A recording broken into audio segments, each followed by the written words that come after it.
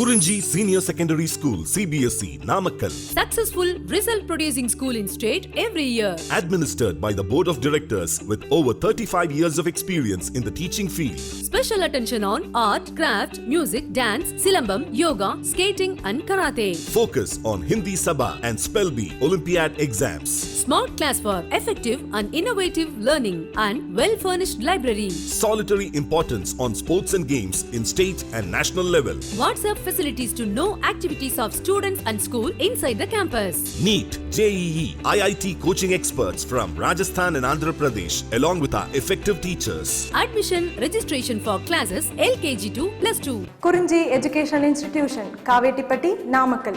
Admission in progress. CBSE, KG to 12, contact 9025895176. Metric 6 to 12, contact 9344567484. For online admission, log on to www.kurinjischoolnkl.in. In this class, we start with the 20th exercise problem. Okay, right. See here, ma. First, I'll tell you. First, we will finish. We'll complete the 20th problem. Then one by one, we will discuss. Okay, right. See here. First, concentrate on the problem. Right. So in physics, as I told, right, most of the times, understanding of question is also important. Right. Understanding of problem is also important. If you understood the problem, you will get an imagination. You will get a way how to solve the problem. Right. Okay. See here. Calculate the height of the potential barrier. Calculate the height of the potential barrier for a head-on collision. Calculate the height of the potential barrier for a head-on collision of two deuterons.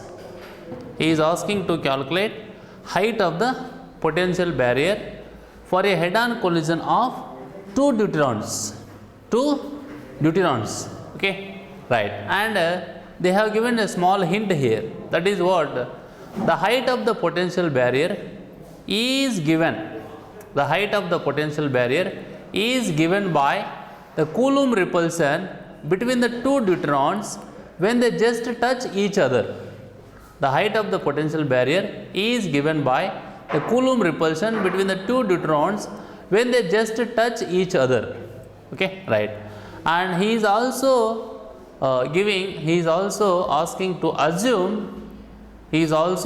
asking us to assume that they can be taken as hard spheres of radius 2 Fermi. You know that Fermi means it is 10 to the power of minus 15 meters, but here he is asking to take, they can be taken as hard spheres of radius 2 Fermi. Okay, right. And next, see here, see this. First, we are going to write the things what they have given, right? Okay, this is what charge on each deuteron.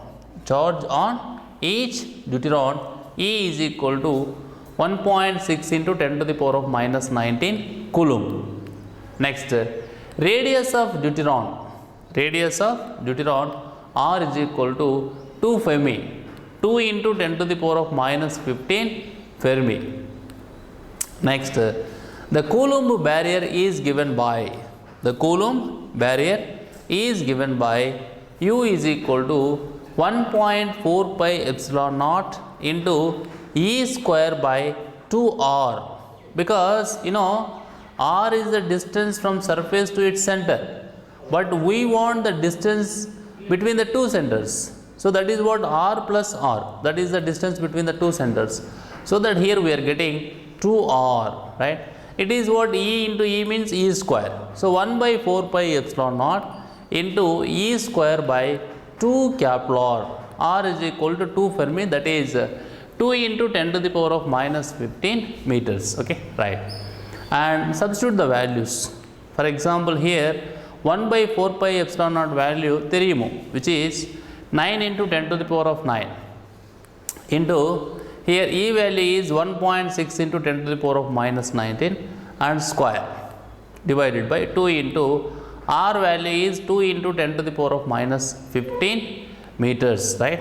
R value is 2 into 10 to the power of minus 15 meters. Okay, that is the R value. So by substituting all the things, we have to calculate. This is available in joules. This is whatever the value I told you, that is available in joules. Okay, but to convert into, that is what kilo electron volt. Kilo electron volt. So this value is available in joules. Okay, to convert into kilo electron volt, right? So if the value is available in joules, how to convert into electron volt, and thereafter how to convert into kilo electron volt. Kilo means 10 power 3, no ma? Right? So the conversion, if you convert from this value from joules to kilo electron volt, this is the final answer. That is what 360 kilo electron volt. That is what he is asking, right? That is the height of the potential barrier. Height of the potential barrier for a head-on collision of two deuterons is 360 kilo electron volt. Kilo electron volt. Okay, right. Next problem. See here. From the relation R is equal to R naught into a power 1 by 3, where R naught is a constant and a is the mass number of a nucleus, show that the nuclear matter density, is nearly constant. That is what independent of A. So we have to show that nuclear matter density is independent of mass number. Okay, right. See here. So this is the relation R is equal to R naught into a power 1 by 3. So this relation already we know that, where R naught is a constant, right, and A is the mass number of a nucleus. We have to show that the nuclear matter density is independent of mass number. Okay, right. See here. The density of nuclear matter is the ratio of the mass of a nucleus to its volume. The density of a nuclear matter is the ratio of the mass of a nucleus to its volume, right? That's we know. That is what density is equal to mass by volume. No, that is the only formula he is saying, right? Afterwards, as the volume of the nucleus, it is V means volume. As the volume of the nucleus is directly proportional to, right?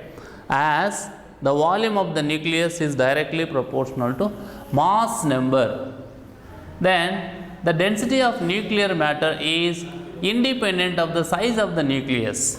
The density of the nuclear matter is independent of the size of the nucleus. Okay, that's what you can say, because volume of the nucleus is directly proportional to the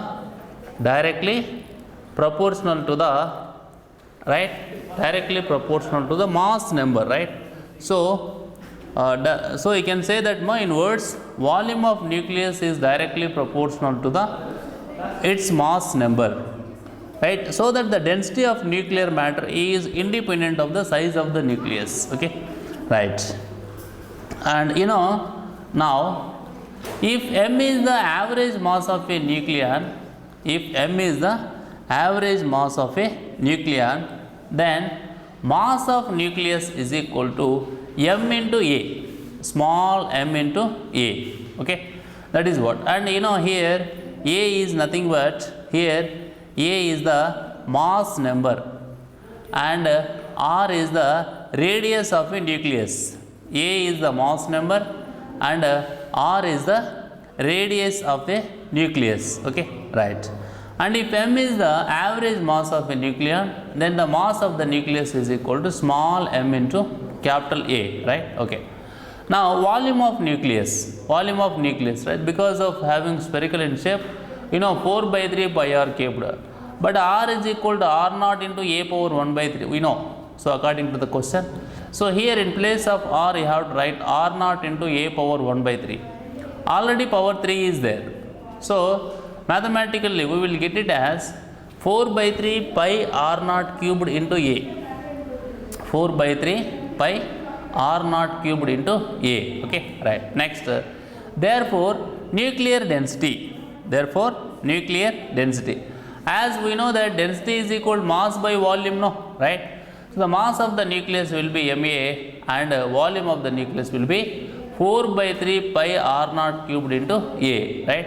So A will get cancelled. Finally, this 3 will go to the numerator, that is 3m by 4 pi r naught cubed. Nuclear density rho nu is equal to 3m by 4 pi r naught cubed, right? It is what nuclear density. Okay, and you see this relation, you can say that clearly the nuclear density is independent of mass number A or the size of the nucleus, right? See here, the nuclear density is independent of mass number A or the size of the nucleus. See here, so this is what m is the average mass of a nucleon, and it is what is a constant. R naught is a constant. Okay, that's why you can say that the nuclear density is independent of mass, right? Mass number A or the size of the nucleus. Okay, that only he is asking. So what he is asking, show that the nuclear matter density or nuclear density is nearly constant, that is independent of A.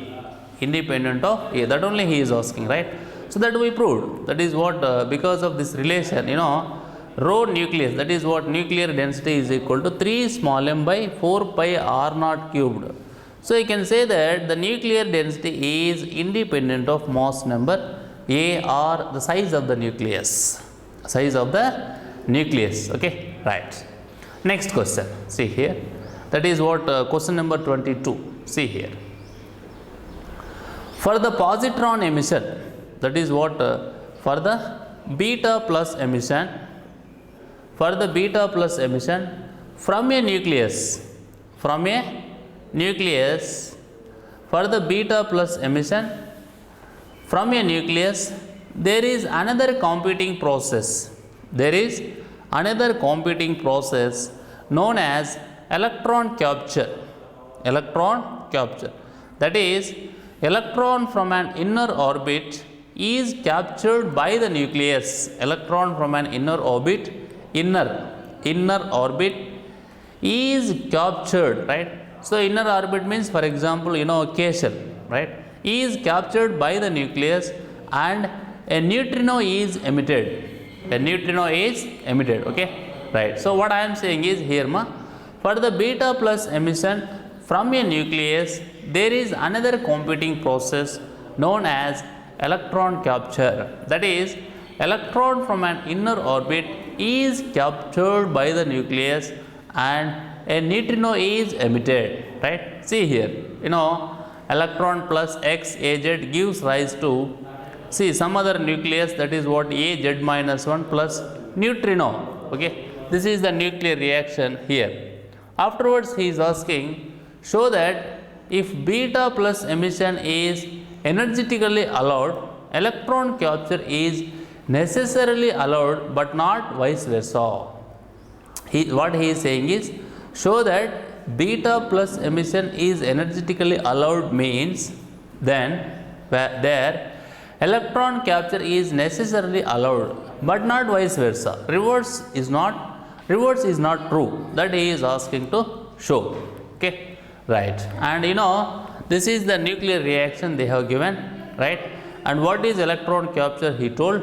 Okay, see here, consider the two competing process, because one is positron emission and another one is electron capture, right? This is what positron emission. Observe carefully, this is what positron emission. Here you can see one positron, right?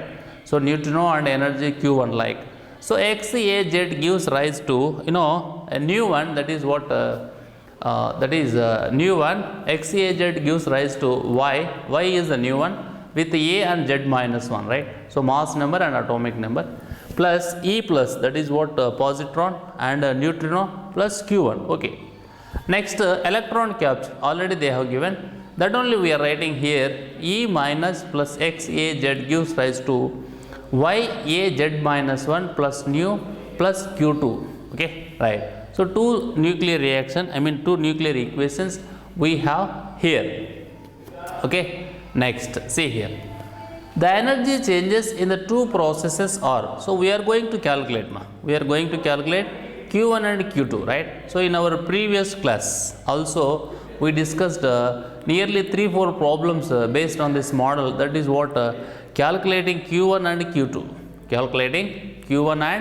okay, right. Here the energy changes in the two processes are, right. See here, Q1 is equal, right. So, generally we are taking all these things to left side, okay, right. See this, Mn, that is what XAZ minus, because of this, and then minus Me into C square, okay, right.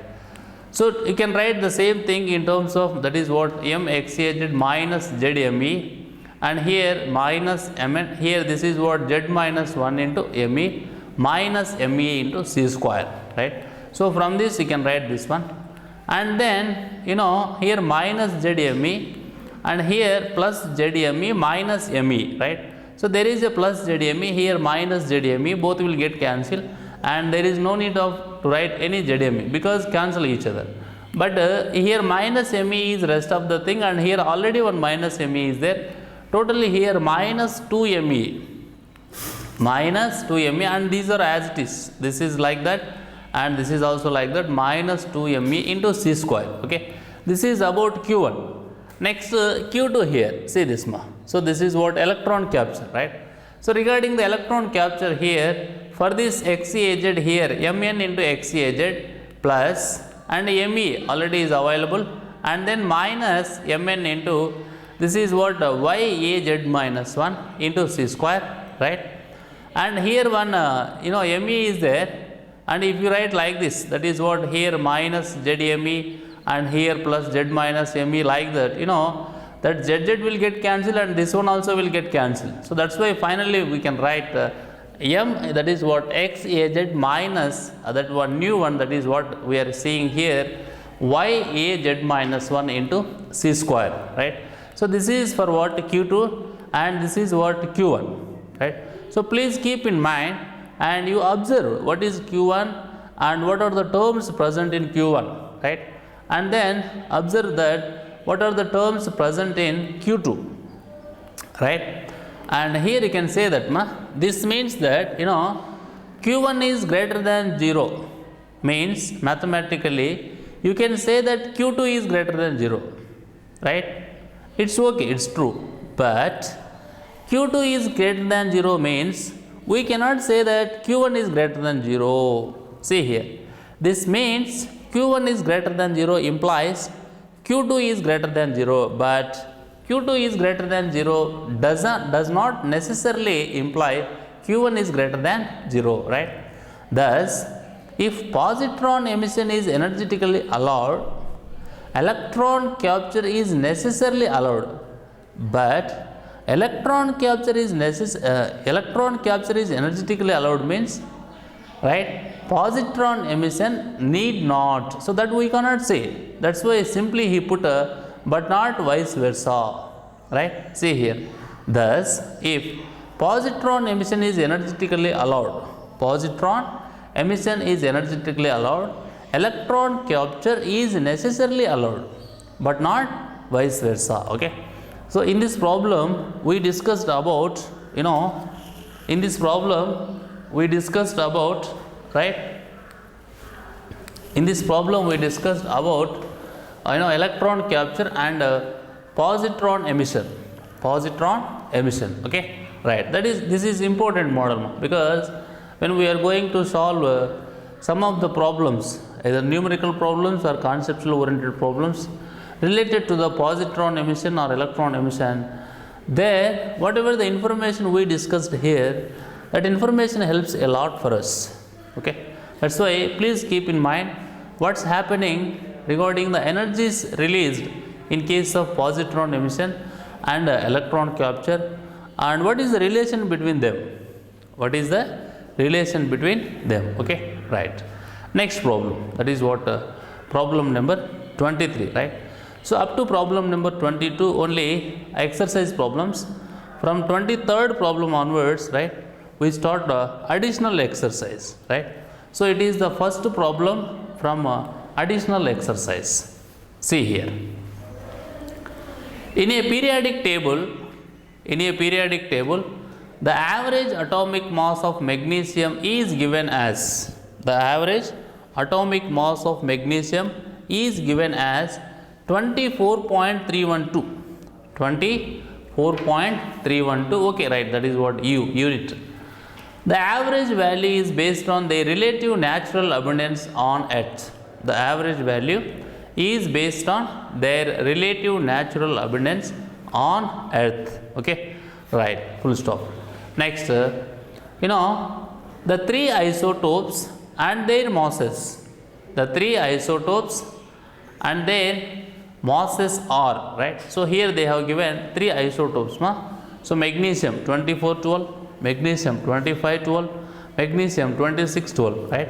So for magnesium 2412, that mass is 23.98504 U, and for magnesium 2512 the mass is 24.98564 U, and for magnesium 2612 the mass is 25.98259 U. Okay. At the same time, he also given the natural abundance of magnesium 2412, right? Magnesium 2412 is 78.99%.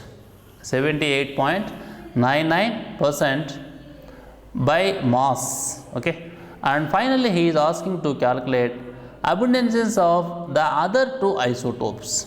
Abundances of the two isotopes he is asking, right? So he has given the abundance of only one, that is what Mg2412, magnesium 2412, but he is asking to find the abundances of the other two isotopes. The other two isotopes, right? Okay. So in this problem, he is talking, okay, he is asking to find the abundance of two isotopes by giving some information. That some information means here they have given mass of three isotopes, and they have given natural abundance of magnesium 2412, that is what 78.99%. Okay. And before that they have given average atomic mass of magnesium, that is given as 24.312 U. 24.312 U. Okay, right. And now we are going to do the problem. See here. The abundance of magnesium 2412 is 78.99%. Yes, they have given. That only we are writing in the answer, right? Next, then abundance of magnesium 2512, that is what, this is the mass, is, you can write like this now, mathematically. Think, right? So 100 minus x plus, right? 100 minus x plus 78.99 U, right? Anyhow, it is what in percentage, right? So can you expect what is x, right? So x is the abundance of magnesium 2612. So this is the mass, right? Magnesium x percent is the abundance of magnesium 2612. This is the mass. Okay, right. And here you can write one relation, that is what average atomic mass of Mg. Average atomic mass of Mg is equal to weighted average masses of isotopes, right? Average atomic mass of Mg, that is this value, is equal to weighted average of masses of isotopes. Okay, right. And this value we have to write on the left hand side, and on the right hand side we have to write the process. That is what 78.99, that is what 2412, no. So 2412 means this value, right? So 78.99 into 23.98504 plus 100 minus x, 100 minus x plus 78.99, that is belongs to Mg2512. This is the mass, this value you have to write here, at last plus x into x means that is belongs to magnesium 2612, no. So this value we have to write here, right, divided by 100, divided by 100, okay. And after this nothing is there, because it is purely mathematical calculation, right. And okay, whatever you want you can do, whether you can remove that decimal point to two places, you can shift that, okay. Here also you can do some modifications, right, because 100 is there now. So if you take 100 to this side, what will happen, right? And by doing some mathematical process here, you can find out x value as 11.71%, 11.71%, okay. So when you find that x value as 11.71%, abundance of Mg2612, that is 11 points, because x is, see here, x percent of abundance of Mg2612 is, this is what 11.71%, no, right. See here, x is belongs to Mg2612, right. So here x value got it as 11.71%. Then Mg2612 is abundance here 11.71%. So abundance of Mg2612 is x, that is equal to 11.71%, right. And now you can find 2512, no, 2412 already given as a part of question, okay. We have to find 2512 and 2612. So in the question also he mentioned calculate the abundances of the other two isotopes, okay, right. That's why here abundance of Mg2512 is equal to 100 minus, and you write this value and you write this value what they have given. Finally we will get it as 93%, 93%, right. So for the rest of the two, isotopes, these are the abundances. So for Mg2612 it is 11.71%, and for Mg2512 it is 9.3%, 9.3%, okay, right. So in this class we discussed 4 problems, right, 3 additional exercise and 3 exercise problems and 1, that is problem number 23 problem number 23 comes under the category of additional exercise problem, okay. Here in first problem he asked to calculate, in this class in first problem he asked to calculate height of the potential barrier for a head-on collision of 2 deuterons, right. The formula is regarding the Coulomb barrier, U is equal to 1 by 4 pi epsilon naught into E square by 2R. So based on the given values we calculated in kilo electron volts, it was 360, okay, right. So that is important problem, because here we calculated potential barrier for a head-on collision of 2 deuterons. So if you change that primary particle from deuteron to somewhere, you can do, the process is safe, okay. Next problem, in 21st problem, he is asking to show nuclear matter density is independent of mass number. Nuclear matter density is independent of mass number, okay, right. So that we did, that is what nuclear density rho nu, that is what density of nucleus is equal to 3 small m by 4 pi r naught cubed, right. Small m is the average mass of a nucleon. So based on this relation and based on the concept, you can conclude that nuclear density is independent of mass number A, or the size of the nucleus, okay, right. Next in the next problem, that is what 22nd problem, he has given 2, that is what, one is electron capture nuclear reaction and another one is positron emission, we know that, okay. So regarding these 2 things we proved that, right, if positron emission is energetically allowed, electron capture is necessarily allowed but not vice versa, okay, right. And next problem, 23rd problem, it is the first problem from additional exercise.